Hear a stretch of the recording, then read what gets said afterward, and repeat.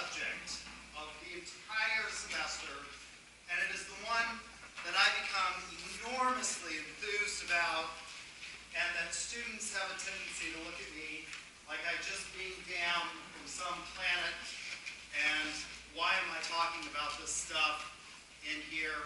But it's really a very important area in marketing, because we have the opportunity to influence people and maybe manipulate people. It's important that we think about what it is that we're doing and how we're doing it. And when we get into the marketing research chapter, which will follow this one, we will watch a video in which we see how marketing research can really be used in such an effective way that we have to really consider the implications of what we are doing as marketers on the society around us. Now, a lot of people who study marketing ethics, I think, have a very pejorative view of the marketing discipline. In fact, a lot of marketing academics who are interested in ethics view marketing in sort of a very negative light. And in fact, that would even be true of some friends of mine who are great marketing scholars, but have come to view marketing as being extraordinarily manipulative of human beings, particularly through persuasive advertising and things like that. And I choose not to look at marketing that way. I believe that marketing is like a tool, like a hammer. You can use a hammer to build a house and to create enormous good for people, or you can also use it as a very destructive tool to tear something down, right, or smash it. And so we have to think about it. So what's important is that we think about these things. To that extent, philosophy plays a role. Now, students often ask me, what could the most worthless of disciplines possibly offer marketing students today? You know, the sort of sitting around in the lotus position, contemplating these high-order things. And my answer is, it teaches us a lot about marketing. There are what I call 3 perennial questions that philosophy attempts to answer, and they are important to marketing scholars today, and they were important to the ancient Greeks 2,500 years ago, and to any organized and civilized society throughout recorded history has had to answer these questions. Now, the way we answer these questions may be different. You don't have to use philosophy to answer these questions, but I would submit to you that if you don't use philosophy to answer these questions, you might get things wrong, right? And these questions that philosophy attempts to answer are the question of knowledge. What is it I can know, and how can I know it? Turns out this is not as simple as we think it is. We all think we know things, but it's not what we know that gets us into trouble. It's what we think we know that just isn't so that oftentimes gets us into trouble. There are 2 subfields of the question of knowledge and philosophy that are important to marketing. One is called epistemology,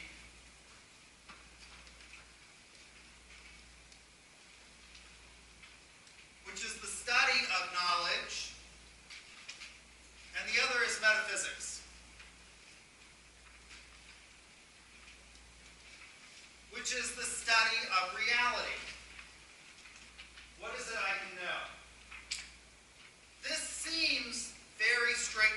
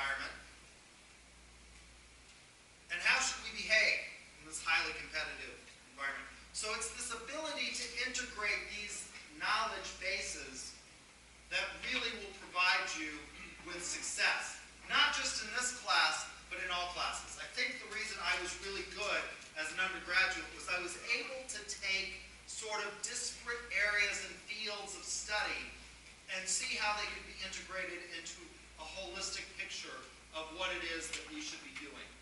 And so marketing also does this. It forces you into this holistic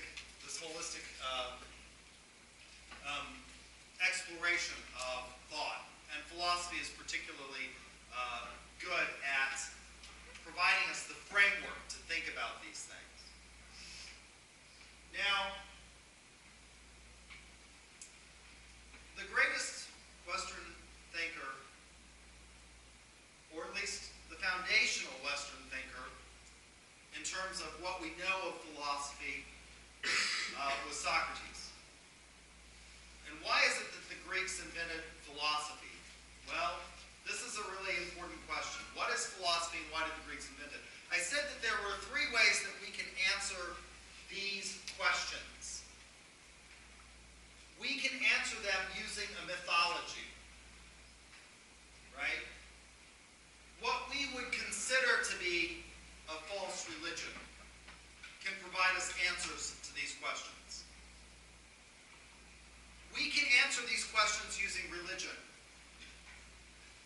Now, if we use religion, what could be the problem with using religion to provide answers to these questions? Everyone doesn't share the same religion. We probably have, I'm a Jew. How many of you are Christians? Quite a few. Any Muslims? Hindu?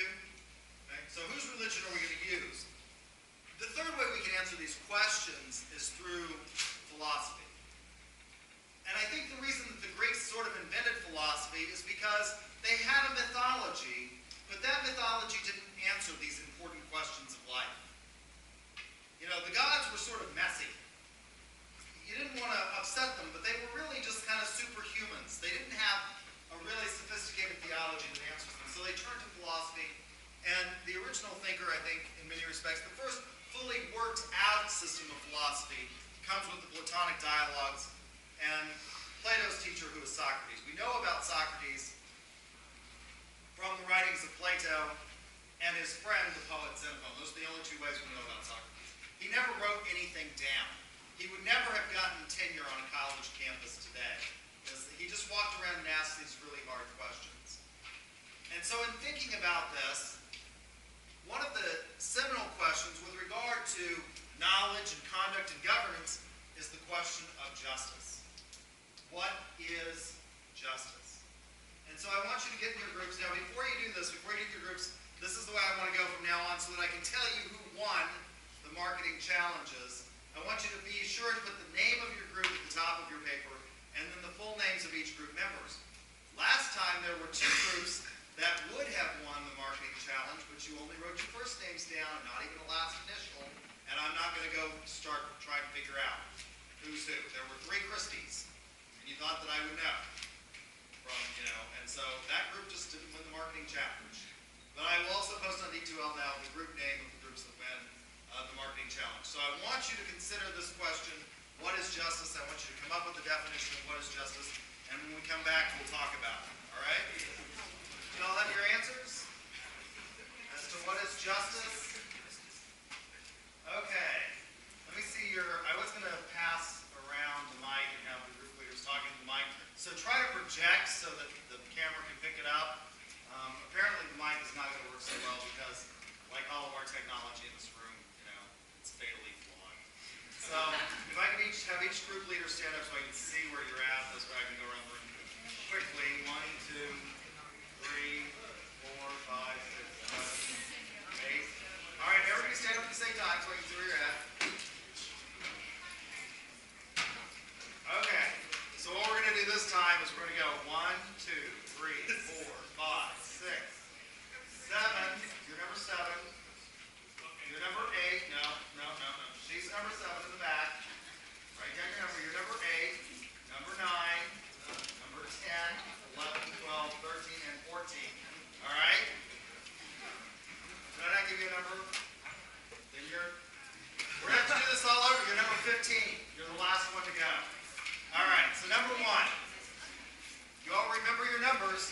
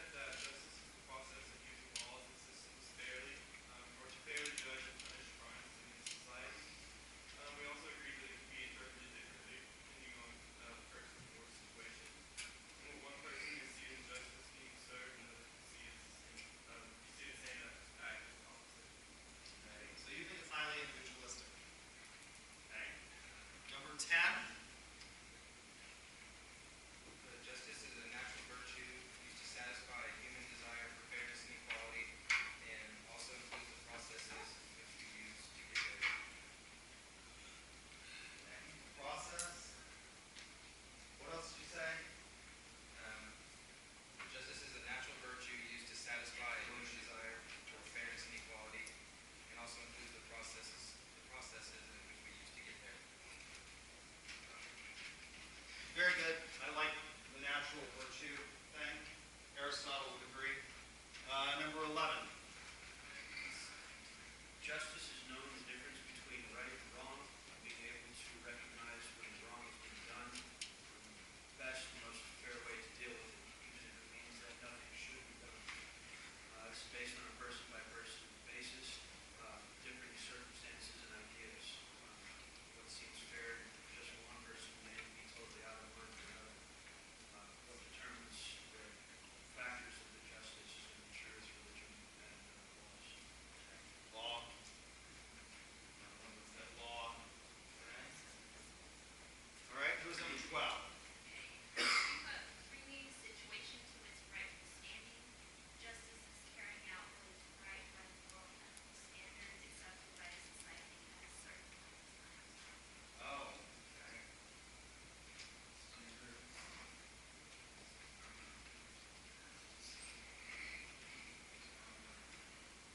Place. Okay, I think that is some kind of a good culture. Okay. Number 13. We set to define justice for a group of people or society needing to find common ground in what we believe is right or wrong. That's the hard question. What is right or wrong? And we all make that decision on our life experience, wisdom, and knowledge. So as a group, we decided that justice, in general definition, should be we believe justice is what keeps a civilization running safely and smoothly. And also that what justice is might change within what culture you're in or where in the world you might live in. Culture. Okay. Number 14. We put from the law standpoint that it's the dealing out of appropriate repercussions and consequences for someone's wrongdoing. And for the other aspect, we put as a person's knowledge to know what they think is right.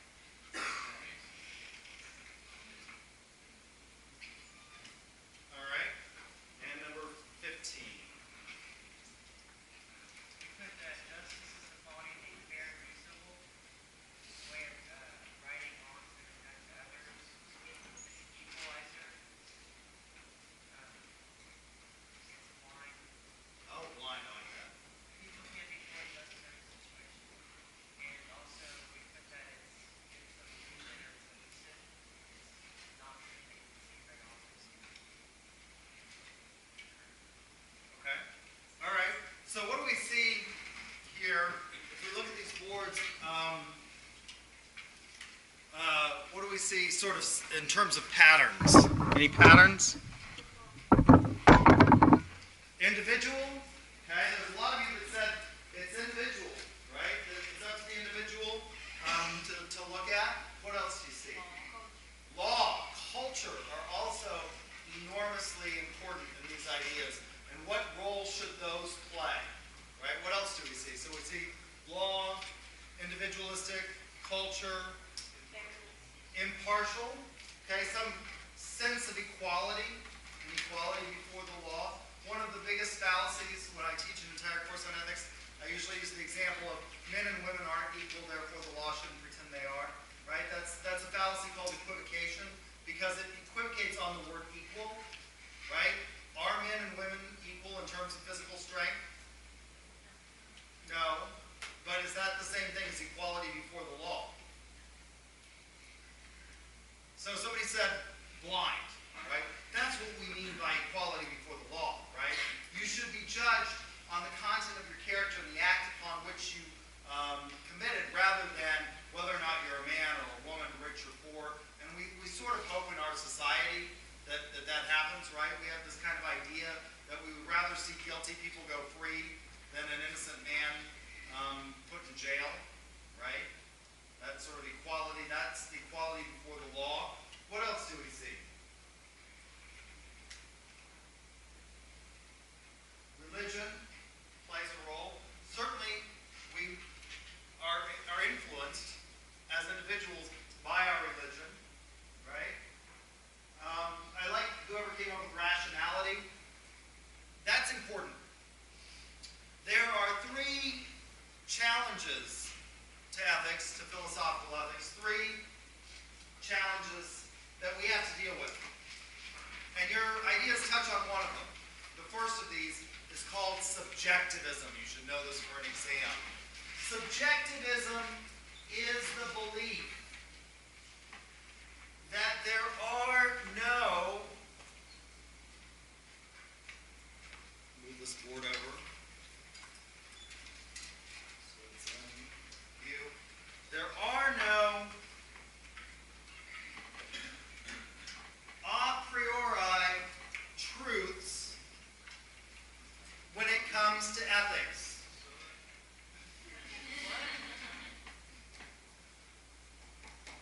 There are no a priori truths. A priori is knowledge derived from the rational mind. What is knowledge that can be derived from the rational mind?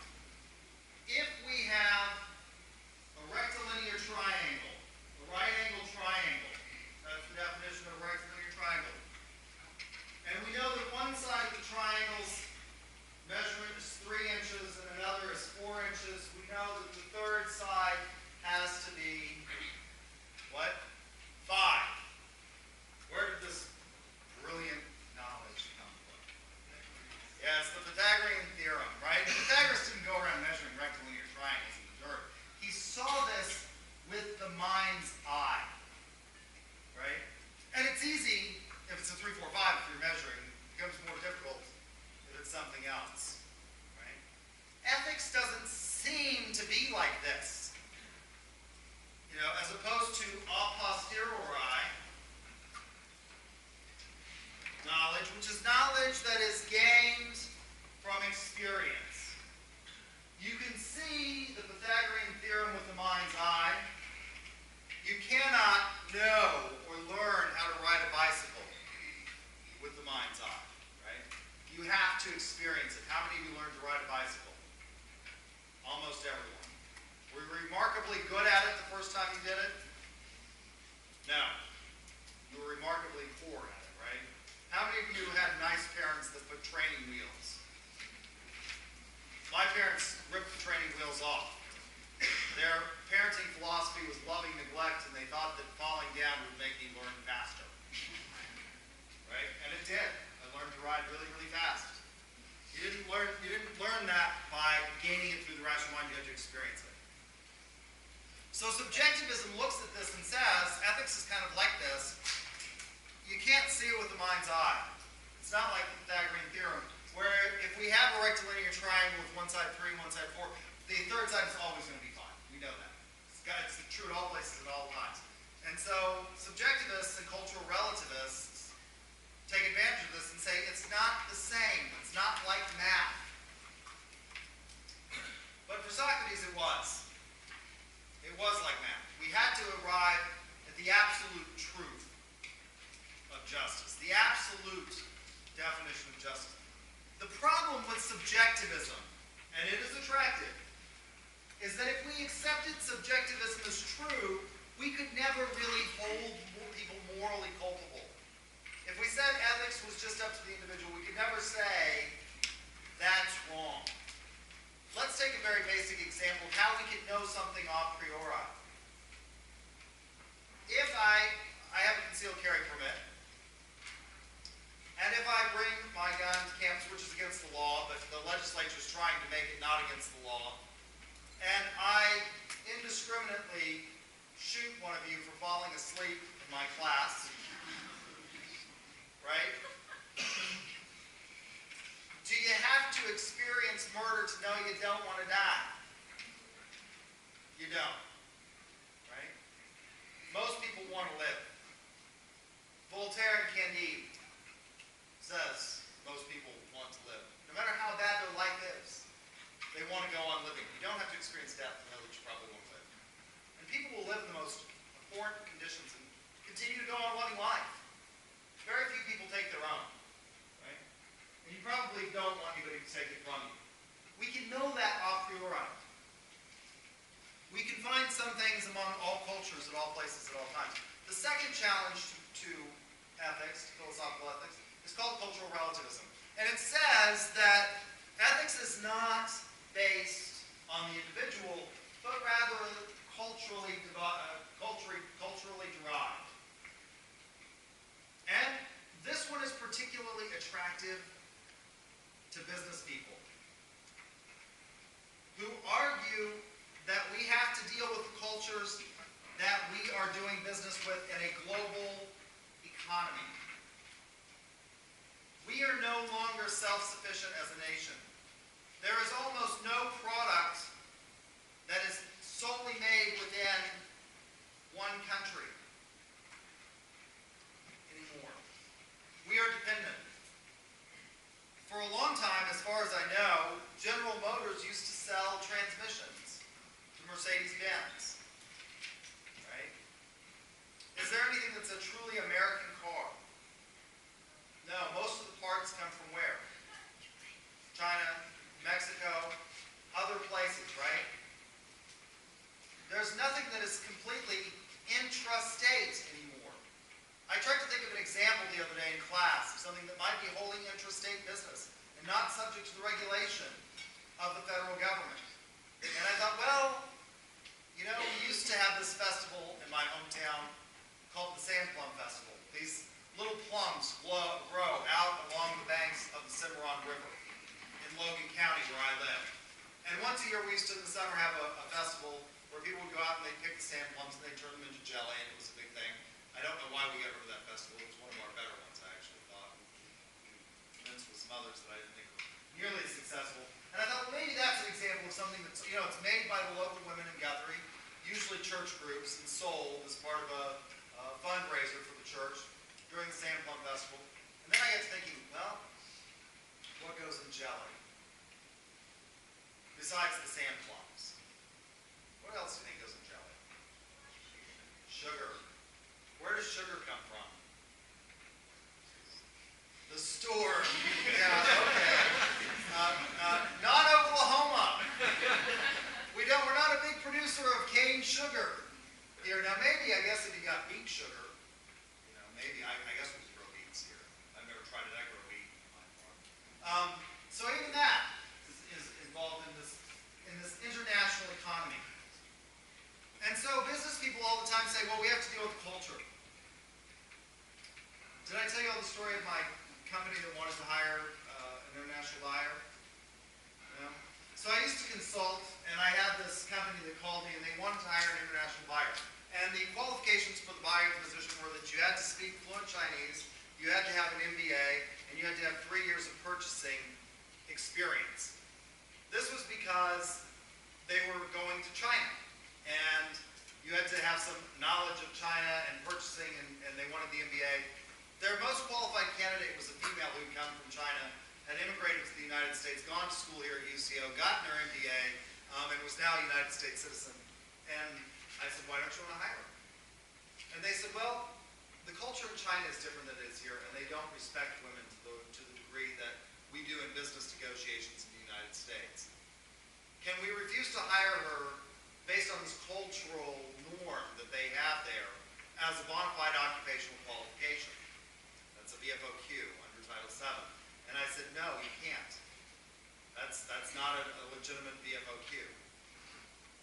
So culture does seem to be important. The problem, if we accept cultural relativism as true, and I'm not saying that we shouldn't consider other cultures, we could never say that genocide is wrong, and we do say that genocide is wrong, right? We do say that the indiscriminate killing of other people for no other reason than their race is wrong. And we do say the exploitation of people is generally wrong, right? Using slave labor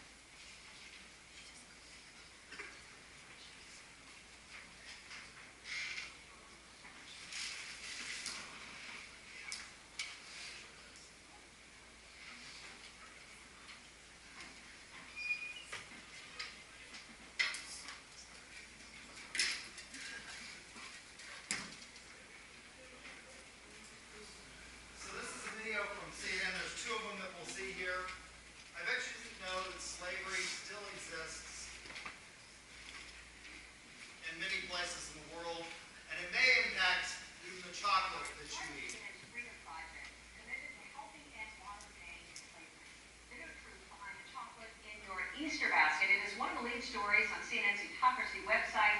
It's managing editor, Kat Kinsman. She's joining us from New York. So, first of all, I mean, a lot of people would not suspect that this is happening, that this is taking place. If you're buying chocolate, how do you know whether or not it's actually contributing to child slavery, like the little boy we saw there? Well, this is really disturbing and new information to a lot of people, and especially since we're coming up upon Easter, which worldwide is the biggest chocolate buying time of the year, we thought we would come up with a list of tips that people can look at to help guide them towards slavery-free chocolate. The first one would be to go organic. There's very little chance that any organic chocolate that you're going to buy is going to be made with slave labor. The trees are generally on the Ivory Coast 25 years old and not grown under organic practices, and they're not planting new ones. So that's a really great route to go. You should start to consider the origin of where your chocolate is coming from. And if you're looking, and because of the Harkin and Engel Act, it's a little bit easier to find out the origins of the cocoa that is used in your chocolate. So while it might be coming from Asia or from a few other places, it might not be perfect, but it's better than chocolate you're going to find coming from the Ivory Coast. Now, another thing you can do is to look at the labels. Ethically sourced chocolate is generally going to have a stamp on it that says that it's either Rainforest Association certified or that it's Fair Trade certified. So look at the label and empower yourself that way.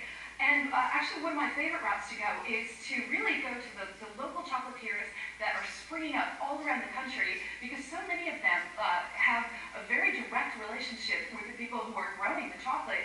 And the fewer links in the supply chain, the more accountability there is. And the fewer people who are trying to make a buck off the chain, and they're really working with the farmers directly to get them the best price possible. And they're really going to be happy to work with you to develop a taste for this kind of chocolate.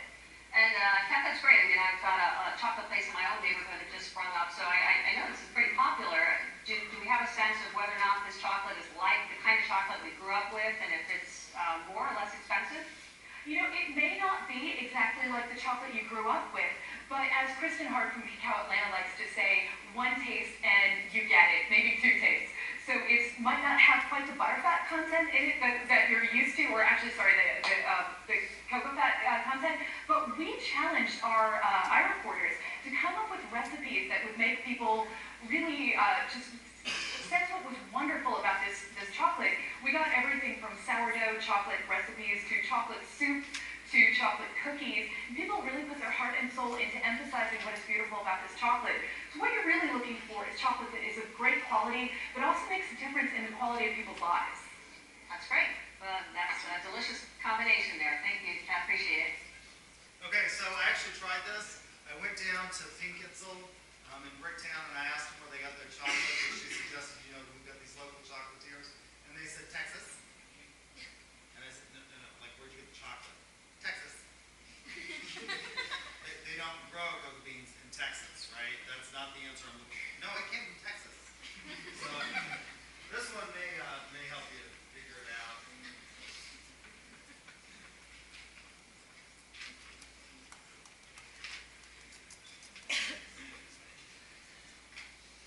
Second video. Have you looked for a hotel online? Did you notice that there's so many prices out there for the exact same room? Well, Trivago doesn't work for you and instantly compares prices for over 600,000 hotels from over 100 different websites. So instead of searching for hours, Trivago makes it easy to find your ideal hotel for the best price. Remember, Trivago shows you all the different prices for the exact same room. That's how you can be sure that you find the ideal hotel for the best price. Trivago.com. Hotel? Trivago. Steve, chocolate and the tasty stuff. But what am I looking for besides a good bargain? What am I looking for when I'm buying it? You should be looking for chocolate that's a good bargain for you, that's delicious for you, and actually is good news for those who took part in the production. Right, but as I look at this range of chocolates, what are the signs? Point me to the sign. Well, the sign is quite clear. Here is Cadbury's Dairy Milk, and it's got a fair trade symbol on. Right? It's got a fair trade symbol on because it's been fairly produced. Okay, now there's a lot of chocolate here. A lot of chocolate. Lots of brands, lots of manufacturers, but here's a Kit Kat. A Right. Four-finger Kit Kat, Nestle, Kit Kat, fairly traded. Hang on, Steve. You've got 4 bars fairly traded, 4 bars not, 4 bars not. The white ones are not. So why would any company not do both? The truth is this, in order to produce fairly traded cocoa, Right. you've got to invest in the lives of those who are producing that cocoa. You've got to treat them fairly. You see, here's Galaxy, and Galaxy says on it, Rainforest Alliance. Rainforest Alliance and fairly traded are two different systems, but they both tell you that there was no slavery involved in the production of this bar. CNN asked Nestle, Mars and Kraft Cadbury why they certify some but not all of their products. Frankly, most of them didn't answer the question. Nestle referred us to a statement saying, the company believes child labour has no place in our supply chain. We are firmly committed to eradicate unacceptable practices.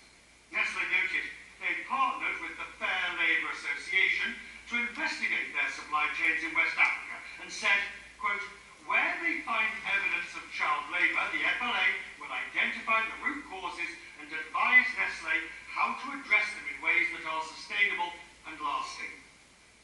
Mars, which is the maker of Galaxy, came the closest, saying, while we will label some products, our primary goal is to reach 100% certification by 2020, to encourage more industry commitments to buy larger volumes of certified cocoa. We have launched one of the largest and most comprehensive cocoa sustainability initiatives to reach this ambitious goal. We are working with Rainforest Alliance, Fairtrade International and Utz Good Inside as part of this effort. We are the only chocolate manufacturer to buy cocoa from all 3 major certifiers. As for Kraft Cadbury, simply said, Kraft Foods is working with others in the industry supporting the Harkin-Engel Protocol to work towards elimination of the worst forms of child labour in the growing of cocoa beans. If it's fair trade and Rainforest Alliance, we've got less calories. I'm afraid it's still going to make you fat, but you'll be ethically fat. Oh, which one are we going to do first? So I think you can see culture is important and the law is important, but sometimes we have to say cultural practices are wrong. And we can all say, I think, that slavery is wrong. Although it's been used at various times throughout history, it certainly has not been eradicated on the planet Earth today. It is wrong, and we should not engage in it. To the extent that we can, we should work to eliminate it, right? And so I think we can say that. We can find prohibitions against 3 things amongst all cultures, which gives us the idea that cultural relativism really isn't true. Those 3 prohibitions that we can find among all cultures at all places at all times are 1, a prohibition, this is a test question, a prohibition against killing a member of the in-group. Now in the past, other societies have been perfectly willing to say you can kill members of the out-group, right? But we've gotten much more liberal in our thinking in the contemporary era, and we no longer say that we can kill the Canadians when they come running across the border, right? That's just wrong. Crazy. Don't do it, right? Prohibition against bearing false witness of members of the in-group has also been found among all societies based on the anthropological and archaeological record. And finally, a prohibition against stealing from members of the in-group. And now we can find more. Almost every nation on Earth that has joined the United Nations has signed on to the Universal Declaration of Human Rights. Even some societies that we don't think of as being great proponents of human rights, China, North Korea, Iraq, Iran, we're all on the Universal Declaration of Human Rights. The third challenge to ethics, now this one doesn't sound right. You know, the other 2 sound right, because we know that we've got different laws in the United States than they do in other places. And there's something that almost every textbook will tell you with regard to marketing ethics, and it's just a priori wrong, I'll tell you this. Most of them will say the law is an acceptable moral minimum. It's wrong. That is just wrong. The law itself may be immoral, and if it is, we need to deal with that. And that was the case in the United States until 1954, when Brown versus the Board of Education of Topeka, Kansas was decided, and until 1964, when the Civil Rights Act of 1964 was passed and upheld in Heart of Atlanta Hotel versus the United States and Katzenbach versus McClung. Our law was immoral. The law in South Africa under apartheid was immoral. And if it is, we have to work to change the law. So the law, it's not that it's unimportant, acceptable moral minimum. We have to consider it, but we have to consider it using the rational mind. This third challenge to ethics doesn't sound right, but it's the hardest to deal with. It's called psychological egoism, and it's in the handout that I provided you. What psychological egoism says is that either as a result of nature, nurture, or a combination thereof, we will behave in a selfish fashion. We will always look out for our own self-interest first. We are inherently selfish creatures. Now, what does this mean? What this means for ethics is that free will is illusory. We really don't have it. We think we do, but we don't. Let's try an experiment. I am going to ask you a biological question that if we went over to the College of Math and Science, my stripped down version of reality would be met with, I'm sure, peals of hysterical laughter. But what biologically, genetically makes a man a man? A Y chromosome, right? So everyone with a Y chromosome in the room, I want you to hold your hand up. Raise your hand. Raise them up high. Now, why did you do that? You thought you had free will, but I'm not sure that you did.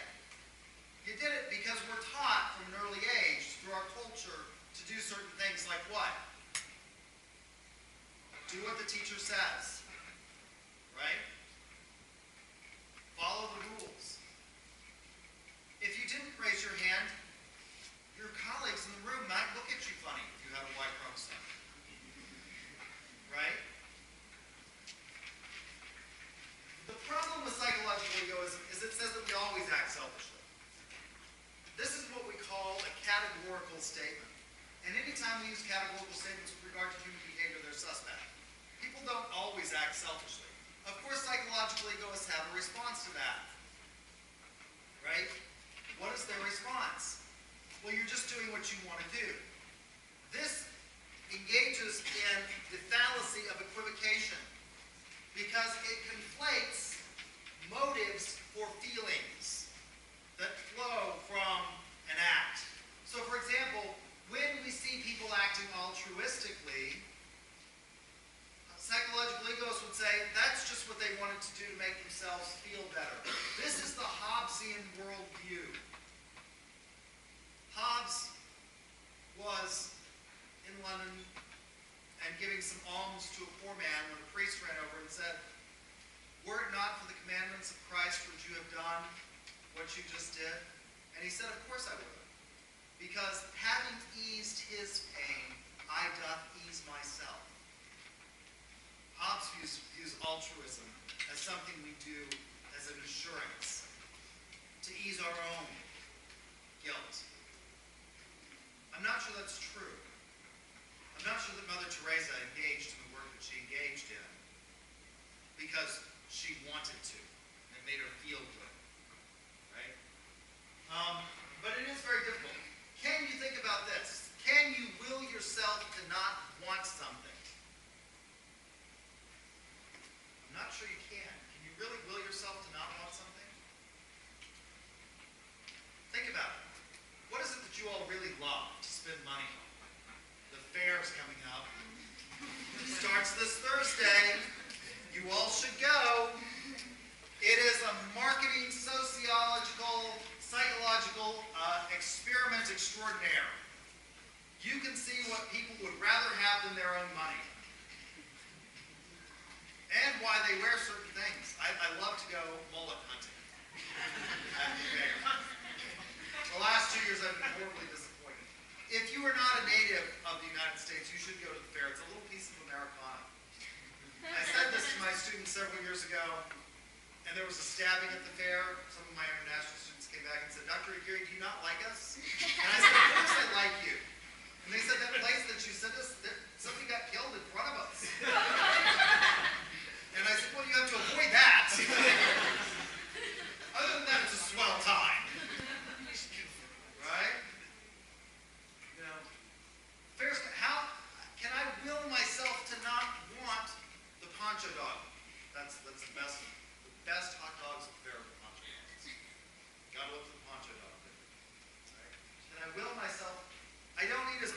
other dogs as I used to. 5 years ago, I spent $200 in one day at the fair eating.